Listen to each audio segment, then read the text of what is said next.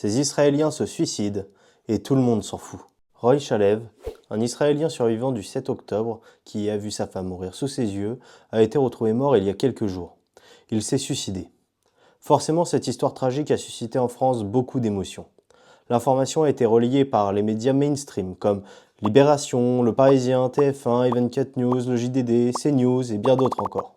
Mais dans un conflit aussi massivement meurtrier, pourquoi cette histoire en particulier a-t-elle été tant relayée? Personne n'a parlé d'Eliran Mizrahi, un soldat israélien traumatisé par ses crimes qui s'est suicidé, ni des centaines de cas comme lui que l'actionnaire du Hamas, Israël, essaie désormais de dissimuler.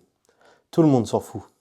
La différence se fait en fonction de si l'histoire sert le narratif de Tsahal, de si elle continue d'alimenter perpétuellement l'émotion créée par le 7 octobre, légitimant la boucherie à Gaza. Quant aux Palestiniens, 40% des jeunes ont déjà envisagé le suicide, comme Mahmoud Ezzat Faragala, qui s'est suicidé il y a une semaine, anéanti par la mort de sa mère, tuée en Palestine 2 mois plus tôt. Aucun grand média français ne parle ni de lui, ni des centaines de milliers d'autres traumatisés. Tout le monde s'en fout. Sous les commentaires des articles concernant Roy Shalev, on peut d'ailleurs en avoir un très bon aperçu, comme ici ou encore ici. Voilà comment grandit le racisme. Souvent sur nos mairies, c'est le même mécanisme qui se met en place. Lorsque des Blancs ukrainiens sont massacrés, on affiche le drapeau ukrainien.